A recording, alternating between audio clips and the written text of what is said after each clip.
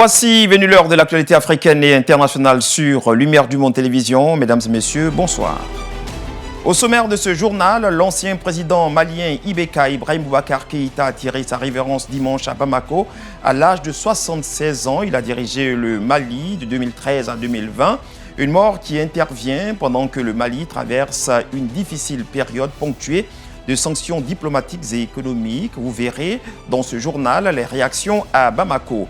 Et puis en France, il faudra désormais présenter son passe vaccinal pour accéder aux espaces publics, restaurants, bars, foires, transports publics. La loi a été votée à une large majorité à l'Assemblée nationale. En Serbie, un référendum approuve avec plus de 60% des voix une réforme visant à renforcer l'indépendance judiciaire dans le pays, selon le gouvernement populiste.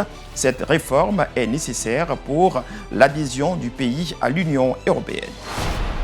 Encore une fois, bienvenue à ce temps d'antenne. Triste nouvelle au Mali, l'ancien président Ibrahim Boubacar Keïta a tiré sa révérence ce dimanche à l'âge de 76 ans à Bamako, à domicile.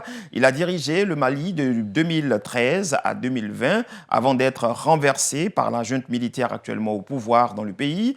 Une mort qui intervient pendant que le Mali traverse une difficile période ponctuée de sanctions provenant tant des institutions africaines sous-régionales qu'internationales et visant au retour du pouvoir d'État aux civils. Le portrait du disparu. Ce fut l'une de ses dernières apparitions publiques en août 2020 après le coup d'État perpétré par la junte. Ibrahim Boubacar Keïta s'est éteint ce dimanche à l'âge de 76 ans. L'ancien président qui a dirigé le Mali entre 2013 et 2020 est décédé à son domicile de Bamako, a annoncé sa famille sans en préciser la cause. Malade depuis peu, celui que l'on surnommait Ibeka se rendait régulièrement à Abu Dhabi, dans un hôpital américain, afin d'y être soigné. Des proches racontent que l'homme se laissait mourir depuis son retrait du pouvoir, n'ayant plus goût à rien. Ibrahim Boubacar Keïta avait connu une ascension fulgurante sous Alpha Oumar Konaré, premier président de l'ère démocratique du Mali. Il a notamment été Premier ministre de 1994 à 2000. Prétendant malheureux à la présidentielle de 2002, il tient sa revanche en accédant au palais de Koulouba, le siège de la présidence malienne à Bamako en 2013. Il sera réélu en 2018 face à Soumaïla Cissé, alors leader de l'opposition, et décédé en décembre 2020 du Covid-19. Renversé par un coup d'État en août 2020, le président avait dû se résigner à passer la main alors que la rue réclamait son départ. Depuis, Ibeka ne s'était plus exprimé publiquement, s'imposant un devoir de réserve selon son entourage. Des Maliens interrogés se sont exprimés sur la mort de l'ex-président Ibrahim Boubacar Keïta, Ibeka pour les intimes. Vous entendrez le peuple, des hommes politiques et des collaborateurs de l'ex-président. On les écoute. Quand j'ai appris, ça m'a vraiment choqué et puis je ne croyais pas. Même à présent, j'ai le cœur chaud. C'est un monsieur qui a vraiment aimé le pays, qui a aimé le Mali. Il avait l'amour de ce pays, mais malheureusement incompris par d'autres. Le colonel Assimi Goïta, auteur de l'ultime putsch contre Ibeka, ne s'est pas encore exprimé. Sur Twitter, le ministre malien des Affaires étrangères, Abdoulaye Diop, lui a rendu hommage. Très attristé d'apprendre la disparition de l'ancien président, Ibrahim Boubacar Keïta. C'est avec une grande émotion que je m'incline devant sa mémoire. Ex-ministre de l'intégration africaine, Baber Gano est un historique du Rassemblement pour le Mali, le parti d'Ibeka. Aujourd'hui, il perd son mentor. Quand j'arrivais en politique en 2001, j'étais novice. Je n'avais aucune notion, aucune expérience de la politique malienne. Cet homme m'a pris à bras le corps. Et après moi, beaucoup d'autres. De son côté, l'opposition salue la figure de l'homme d'État. Ce qu'on retient de lui, c'est son attachement à la démocratie et aux faits partisans. Et ce qu'on retient de lui, c'est clair que c'est l'acceptation de l'autre avec ses différences. Selon ses proches, Ibeka était tombé malade après le coup d'État du 18 août 2020.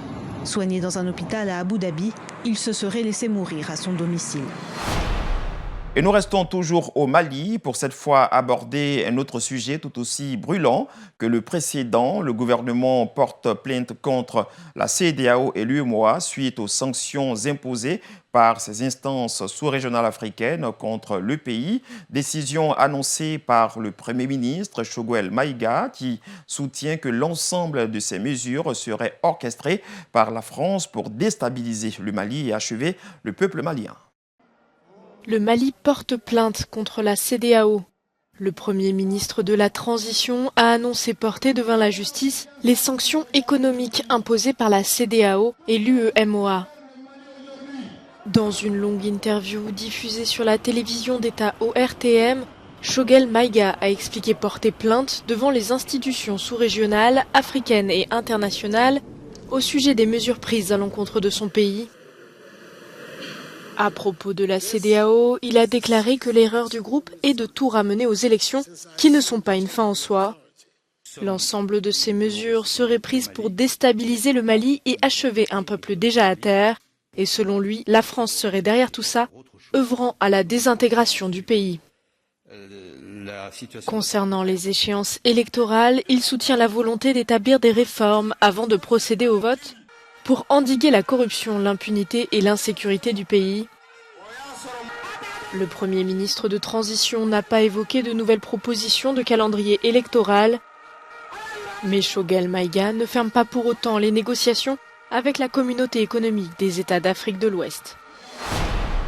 Les militaires suédois quitteront cette année la force Takuba qui regroupe des forces spéciales européennes au Sahel à l'initiative de la France, a annoncé la ministre suédoise des Affaires étrangères. Takuba qui rassemble à l'heure actuelle 14 pays a vocation à prendre le relais de l'opération Barkhane au Sahel.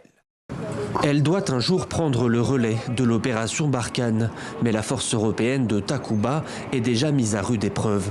L'opération qui rassemble 800 soldats issus de 14 pays européens peine à convaincre. Les États hésitent à s'engager davantage et la Suède, avec 150 soldats déployés aux commandes de l'opération jusqu'en mars, s'interroge même sur son rôle au Sahel.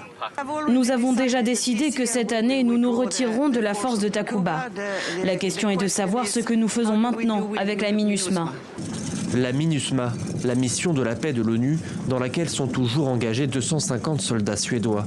Les raisons de l'inquiétude sont nombreuses. Les relations diplomatiques avec la junte militaire au Mali se détériorent. Et sur le terrain, l'éventualité de la présence des mercenaires russes du groupe Wagner pose problème. S'ils ont un impact de plus en plus fort, il ne sera pas possible pour nous de continuer à déployer un grand nombre de troupes et nous avons été très clairs à ce sujet. De là à menacer la cohésion et l'engagement des pays européens au Mali, Jean-Yves Le Drian n'y croit pas. Pour le ministre des Affaires étrangères français, les Européens continueront leurs opérations comme prévu. Il n'y a pas de désistement de la Suède. C'est une illusion d'optique. Dans la mesure où il y a un certain nombre de pays qui se sont engagés dans l'opération Takuba, une dizaine, et lorsqu'ils s'engagent dans l'opération Takuba, ces pays membres, dont la Suède, dit « moi je ferai l'opération Takuba de telle date à telle date avec tant d'effectifs ». Pour l'heure, la force Takuba repose en large majorité sur les capacités militaires françaises. L'engagement des autres pays européens reste limité. La donne politique actuelle, avec ces lignes rouges transgressées, font que beaucoup de pays, et notamment ceux qui appartiennent à ceux qui sont dans Takuba, se posent des questions très légitimement. Une fois de plus, ce départ suédois était prévu, alors peut-être qu'ils auraient pu continuer à être présents et renouveler leur présence. Ils ne l'ont pas souhaité. Des interrogations qui n'ont néanmoins pas eu de conséquences directes. Aucun pays européen n'a pour le moment retiré ses forces de l'opération Takuba et la Roumanie et la Hongrie devraient continuer le déploiement de nouveaux soldats dans les prochains jours. Actualité africaine toujours, nous sommes en Guinée en présentant ses vœux au corps diplomatique. Le président de la transition, le colonel Mamadi Doumbouya, a réitéré son intention de conduire une transition apaisée et inclusive. À propos de son prédécesseur, le professeur Alpha Condé, le chef de la transition guinéenne, a indiqué qu'il peut partir suivre des soins médicaux dans le pays de son choix. Plusieurs options sont sur la table pour ce suivi médical et cela va surtout dépendre d'une condition. Alpha Condé devrait regagner Conakry au bout d'un mois. Certains pays reviennent constamment sur la liste. Il s'agit du Qatar, de la Turquie ou encore des Émirats arabes unis. Mohamed Ibrahim Maloumou, c'est le nom du porte-parole du gouvernement somalien. Eh bien, il a survécu dimanche à un attentat suicide. Selon des témoignages concordants, l'attaque a été menée par un rebelle Shabab qui a tenté de s'inviter dans le véhicule de sa cible avant d'enclencher ses explosifs. Le porte-parole s'en est sorti avec de légères blessures, selon les services du Premier ministre. Attaque djihadiste en Somalie. Le porte-parole du gouvernement Mohamed Ibrahim Maloumou a survécu à un attentat suicide. Selon plusieurs témoins sur place, un membre du groupe d'Al-Shabaab a tenté de monter dans la voiture du représentant avant d'enclencher ses explosifs. Les services du Premier ministre ont annoncé que le porte-parole souffrait de légères blessures. J'ai vu la voiture filer et tourner à gauche alors qu'un homme s'accrochait aux côtés du véhicule. Je ne sais pas si c'était un kamikaze. Dans la minute qui a suivi, on a entendu une grosse explosion qui m'a fait bouger. Je suis tombé sur le sol brusquement. Je ne sais pas qui a été tué, mais de la chair humaine a volé sur nous depuis le lieu de l'explosion. Selon les policiers sur place, 2 autres personnes ont été blessées par l'explosion. L'attaque est survenue après que les dirigeants ont accepté de clôturer les élections parlementaires d'ici le 25 février. Les retards répétés menaçant la stabilité du pays. Somalie toujours, le comité électoral a élu son nouveau président. Il s'agit de Moussekele Youssouf, son prédécesseur ayant été viré du poste pour irrégularité électorale. Le nouveau président a la responsabilité d'organiser un scrutin fédéral tant attendu dans le pays. Il y a quelques jours, rappelons-le, les États-Unis d'Amérique ont menacé d'émettre des sanctions si le pays ne respectait pas la nouvelle échéance électorale prévue le 25 février prochain. Le comité électoral somalien a nommé un nouveau président. Les membres de l'équipe fédérale ont désigné Moussekele Youssouf pour le poste, son prédécesseur ayant été écarté après avoir été accusé d'être à l'origine d'irrégularités électorales. Tout juste élu, il aura la lourde tâche d'organiser les élections du pays dont le scrutin devait s'achever l'année dernière. Le candidat perdant a obtenu 11 voix, tandis que Moussekele Youssouf a obtenu 14 voix. Il est désormais le nouveau président de l'équipe de mise en œuvre des élections fédérales de Somalie. Il y a quelques jours, les États-Unis ont menacé d'émettre des sanctions si le pays ne respectait pas la nouvelle échéance électorale du 25 février, le mandat du président étant officiellement terminé depuis février 2021. En ce qui concerne l'élection longtemps retardée, et la nouvelle échéance électorale, qui est un grand défi pour nous, nous sommes engagés à commencer rapidement et à respecter cette nouvelle échéance, si Dieu le veut. Les puissances mondiales redoutent que ce retard d'élection, en plus des différends entre le président et le Premier ministre, n'entraîne de nouveaux troubles dans le pays. La Somalie n'a pas eu de gouvernance stable depuis près de 30 ans. Hors du continent africain, nous sommes en France. Il faudra désormais présenter son passe vaccinal pour accéder aux espaces publics, restaurants, bars, foires, transports publics. La loi a été votée par une large majorité à l'Assemblée nationale. Le nouveau passe ne s'appliquera qu'aux personnes à partir de 16 ans, âge de la liberté vaccinale. Merci, monsieur le rapporteur. J'ai reçu de Madame Mathilde. En France, les députés ont définitivement voté en faveur de la transformation du pass sanitaire en pass vaccinal. Selon le texte adopté à une très large majorité, il faudra désormais avoir reçu un schéma vaccinal complet pour pouvoir se rendre dans nombre de lieux publics, comme les restaurants, bars ou autres activités de loisirs. Un test négatif ne suffira plus. Samedi, le Sénat avait déjà adopté le texte en y apportant tout de même quelques modifications. Principal changement, le nouveau pass ne s'appliquera qu'aux personnes à partir de 16 ans, âge de la liberté vaccinale. En dehors de l'hémicycle, comme son prédécesseur, le pass nouvelle formule suscite un profond rejet au sein d'une minorité de la population. Au-delà des cercles anti-vax, certains dénoncent la limitation des libertés la limitation des libertés publiques et s'inquiète d'un dispositif qui pourrait s'inscrire dans la durée. Alors que quelques 300 000 contaminations sont enregistrées quotidiennement depuis une semaine, le gouvernement espère une mise en œuvre du pass vaccinal autour du 20 janvier, après de possibles recours auprès du Conseil constitutionnel. Que contient donc ce pass vaccinal qui s'impose désormais au quotidien des Français? Les précisions. Fini le pass sanitaire, l'accès à tous les lieux recevant du public passera désormais par le pass vaccinal. Ce nouveau sésame s'appliquera à tous dès 16 ans pour accéder aux bars et aux restaurants, aux activités de loisirs comme les cinémas et les théâtres, mais aussi aux salons, foires et séminaires et aux transports interrégionaux, en clair les avions, TGV et intercités. Une exception néanmoins, pour entrer dans les hôpitaux, un test négatif suffira. Quant aux jeunes de 12 à 15 ans, ils ne sont pas concernés. Pas besoin pour eux de présenter un pass vaccinal, le pass sanitaire suffira. Les parents des adolescents sont divisés. Ça atteint quand même, porte atteinte aux libertés d'avoir ce pass vaccinal et je trouve que ça laisse plus de liberté d'avoir juste le pass sanitaire. Je vais vacciner mon enfant aussi parce que j'y crois au vaccin. Donc, oui. Donc vous auriez été pour un pass vaccinal? Oui. Ces nouvelles règles s'accompagnent aussi de plus de contrôles. Dans les bars, restaurants et cinémas, l'identité des clients pourra être vérifiée en cas de soupçon de fraude. Je trouve ça très bien, parce que vu qu'il y a tellement de fraude et les gens se font contaminer à cause d'autres gens, oui. Le patron de cette brasserie, lui, refuse de se plier à cette contrainte. S'ils ont envie de tricher, ils trichent, donc c'est pas à nous de faire ça. Sanction pour la présentation d'un faux pass acheté, 3 ans de prison et 45 000 € d'amende. L'opposition ayant saisi le Conseil constitutionnel, le texte ne pourra pas entrer en vigueur avant la fin de la semaine prochaine. Et nous le disions dans nos titres, en Serbie, le référendum du dimanche a approuvé avec plus de 60% des voix contre 39,5% une réforme visant au renforcement de l'indépendance judiciaire dans le pays. Selon le gouvernement populiste, cette réforme est nécessaire pour l'adhésion du pays à l'Union européenne. C'est une réforme attendue depuis des années. Lors d'un référendum ce dimanche, les Serbes ont approuvé un amendement constitutionnel visant à renforcer l'indépendance du pouvoir judiciaire.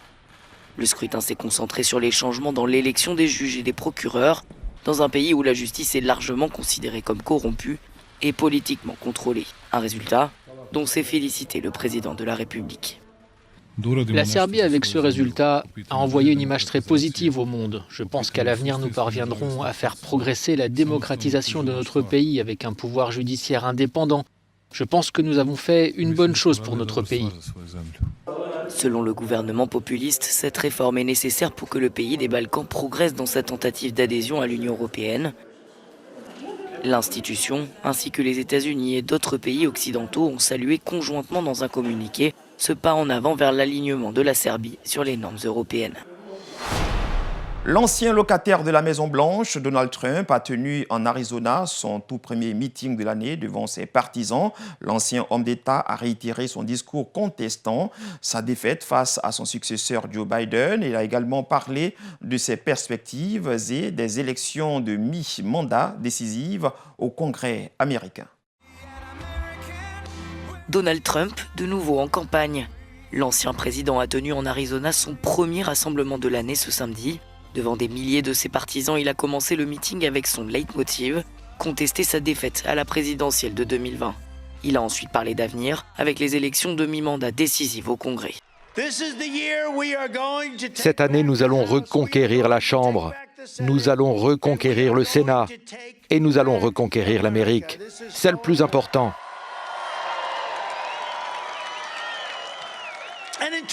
Et en 2024, nous allons reconquérir la Maison-Blanche. L'issue de ces élections pourrait dévaster Joe Biden en augurant la victoire d'un républicain, peut-être Donald Trump lui-même. Ce dernier n'a pas manqué de dénoncer l'incompétence du président actuel, confronté cette semaine à une série de revers politiques, notamment sur sa vaste réforme électorale. L'affaire Djokovic a connu son épilogue ce dimanche. Le numéro 1 mondial du tennis, non vacciné contre la Covid-19, a été contraint de quitter le territoire australien. Il ne défendra donc pas son titre à l'Open d'Australie. Le Serbe a indiqué sa profonde déception. C'est sans gloire que Novak Djokovic a atterri à Dubaï ce dimanche soir. Venu à Melbourne pour tenter de remporter un 21e titre dans un tournoi du Grand Chelem, le joueur de tennis non vacciné contre le Covid-19 ne disputera pas l'Open d'Australie. Après le verdict, Djokovic a indiqué dans une brève déclaration qu'il était profondément déçu et qu'il mettrait du temps à récupérer avant de faire d'autres commentaires. En Serbie, où le joueur est considéré comme un héros national, le président a déclaré que la superstar du tennis avait été harcelée et humiliée. Après une bataille judiciaire de près de 2 semaines, 3 juges australiens ont confirmé la décision du ministre de l'Immigration d'annuler le visa de Djokovic. Selon eux, sa présence représentait un risque sanitaire pour la communauté australienne et encourageait le sentiment anti-vaccination. Le premier tournoi de tennis de l'année s'ouvrira donc ce lundi sans le numéro 1 mondial, vainqueur à 9 reprises à Melbourne. Et nous ouvrons à présent la page CAN 2022 au Cameroun. Après 35 matchs sans défaite, l'Algérie, le tenant du titre, a été battu par la modeste sélection équato-guinéenne. 1-0, les éléphants des Côte d'Ivoire se laissent surprendre dans les dernières minutes de la rencontre par la Sierra Leone. Score final 2-2, des résultats qui annoncent un match très serré entre la Côte d'Ivoire et l'Algérie. On voit tout cela en images. Toute la joie d'Ibn Salvador Eidou. La Guinée équatoriale a réussi dimanche l'un des plus gros exploits de cette CAN 2021 en faisant tomber l'Algérie, championne d'Afrique en titre et surtout invaincue depuis 35 matchs. Un seul but signé Orozco Fernandez a suffi sur la pelouse catastrophique de Douala. Que voulez-vous ? On est dans le dur, on est dans la difficulté, la grosse difficulté. Après... très grosse période de, je vais dire ça grossièrement, de vaches pleines, si je peux m'exprimer ainsi. La Côte d'Ivoire reste en tête du groupe, mais a concédé un match nul face à la modeste Sierra Leone. Les buts de Sébastien Haller et Wilfried Zaha avaient parfaitement lancé les éléphants, mais c'était sans compter sur la résilience des Leon Stars. Ils arrachent le nul au bout des arrêts de jeu. Le plus important, c'est de voir notre peuple sourire, de voir ce que cela signifie pour les gens de chez nous. On a encore un gros match dans le groupe et j'espère que nous pourrons prendre les 3 points et nous qualifier. Une qualification de la Sierra Leone serait historique et se jouera jeudi face aux Équato-Guinéens. L'Algérie est-elle au bord de l'élimination et devra absolument battre les Ivoiriens pour espérer défendre son titre. Les Aigles du Mali concèdent un nul face à la Gambie, un but partout, but réalisé sur pénalty de part et d'autre. Image. Les favoris à la peine ce dimanche à l'image du nul concédé par le Mali face à la Gambie. Les Aigles ont pensé avoir fait le plus dur en ouvrant le score sur pénalty par Ibra Koné, mais c'est également sur pénalty que les Gambiens sont revenus à la toute dernière minute. Les deux équipes restent en position favorable avant la dernière journée jeudi, mais il faudra compter sur la Tunisie de Wabi Kazri. Les Aigles de Carthage ont parfaitement réagi après leur défaite inaugurale. Large succès 4-0 sur la Mauritanie. Les Mourabitounes sont d'ores et déjà éliminés. La Tunisie jouera elle sa qualification contre l'étonnante Gambie ce jeudi à Limbé. Et nous parlons à présent religion. L'Alliance évangélique russe est officiellement invitée par le gouvernement à envoyer des pasteurs pour l'aumônerie militaire depuis l'automne dernier. Cette initiative entre dans le cadre d'un accord entre le ministère russe de la Défense et l'Alliance évangélique russe à l'automne 2021. Les ressources ainsi produites en langue russe seront disponibles pour la formation d'aumôniers militaires évangéliques dans d'autres pays européens. Un programme de formation pour les aumôniers devrait commencer ce mois de janvier 2022 en partenariat avec le séminaire théologique des chrétiens évangéliques de Moscou. Et c'est ici que se referme ce journal. Nous avons pris comme de tradition beaucoup de plaisir à vous le présenter. Merci, bonsoir. Dieu vous bénisse.